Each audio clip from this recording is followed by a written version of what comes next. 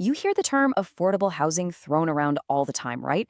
But have you ever really stopped to wonder how it actually gets built? Who's paying for it? Who decides where it goes? Well, you've just stumbled upon one of the most important and, frankly, one of the most complex puzzles in America today. It's easy to think there's just one big government program that handles everything. But the reality? Oh, it's so much more interesting than that. It's a system with a ton of moving parts. And once you understand them, you start to see how our communities really get built. The best way to think about it is like a giant puzzle. The federal government, they provide the big foundational corner pieces. But then every single state, every city gets to arrange those pieces to create a picture that fits their community. So let's dive in and start with the biggest pieces on the board. All right, so the biggest puzzle pieces, the ones that make almost everything else possible, they come straight from the federal government. They provide the main funding and the primary tools that pretty much every affordable housing project in the country relies on. And the number one most powerful tool in that toolbox? It's all about building new rental housing. It's got a mouthful of a name, the Low-Income Housing Tax Credit, but pretty much everyone in the business just calls it LIHTC. And the way it works is kind of genius. Instead of the government building all this housing itself, it offers a really powerful incentive, a tax credit, to get the private sector to do the heavy lifting. So how exactly does a tax break turn into cash to pour a foundation? Well, it's this clever four-step process. First, a developer gets awarded these tax credits, but they need actual money, like right now, to build. So step two, they sell those future tax credits to an investor. Think a big bank that wants to lower its own tax bill.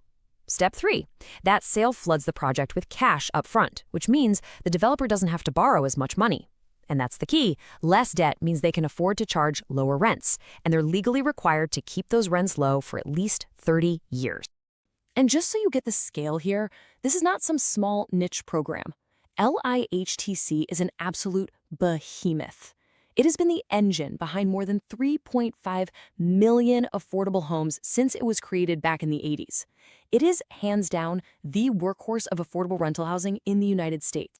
Okay, so building new apartments is one huge piece of the puzzle. But what about helping families afford the rent in places that are already built and out there on the market?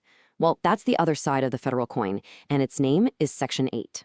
The Section 8 program gives a voucher, a subsidy, directly to a family. They can then take that voucher and use it to rent from a private landlord. It's an absolutely vital lifeline for millions. But here's the kicker, and this chart just lays it bare. Because of funding limitations, only about 1 out of every 4 households that is actually eligible for help gets any. The need is just so much bigger than the available resources. So the federal government provides these big, powerful tools, right? The tax credits, the vouchers. But then it's up to the states and cities to create their own blueprints for how to use them. And this is where things get really, really interesting. I mean, just look at the contrast here between Indiana and Texas. Indiana's strategy is all about supplementing those federal dollars. They've created their own state tax credit and dedicated funds to fill in any financing gaps. Texas, on the other hand, plays a volume game. Their focus is on pure efficiency, using tools like property tax exemptions to build faster and cheaper, stretching those federal dollars as far as they can possibly go.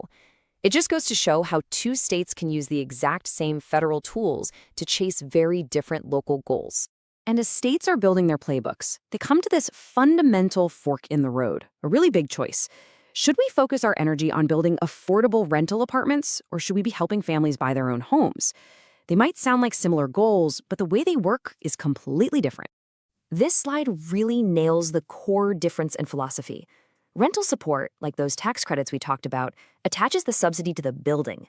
The whole point is to keep that one building affordable for decades, serving lots of different families over time. But home ownership support, like down payment assistance, that's a one-time boost given directly to one specific family to help them buy their own place. And of course, there are major trade-offs here. Rental programs are designed to be a deep safety net, serving people with the very lowest incomes. Homeownership programs, on the other hand, are really aimed at helping working families build wealth and stability. But they also come with very different risks, like a downturn in the market. There's no single right answer. A healthy housing ecosystem really needs both. So you've got federal tools, state strategies, and this choice between renting and owning. The final step is seeing how all these pieces are actually assembled on the ground, because the playbook for a huge city is going to look completely different from the one for a small rural town. So think about a big, dense city. What's your number one enemy? Cost. The land is insanely expensive. Construction is through the roof. So the strategy here is all about layering. You have to stack multiple subsidies, federal tax credits, a state loan, maybe a city grant, all piled together just to make one large apartment building financially work. But now head out to the suburbs and it's a whole new ballgame. Here, the challenge isn't always money, it's often restrictive zoning. So the strategy shifts to creating what we call workforce housing. That's housing for people like teachers, firefighters, and nurses, folks who have steady jobs but are still priced out of the communities they serve. It's about giving families a path to put down roots near their jobs. And then you get out into rural America, and the playbook changes one more time.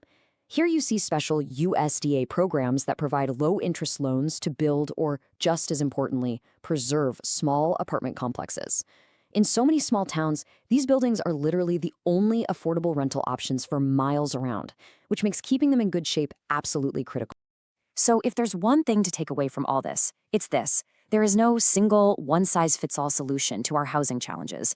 It's a dynamic, ever-changing system of interlocking tools and tailored strategies designed to meet the incredibly unique needs of each and every community. Understanding how these puzzle pieces fit together, well, that's the first step. The next is to look around your own community and ask, which pieces are we using? And which ones do we still need to find to finally solve our own local housing puzzle?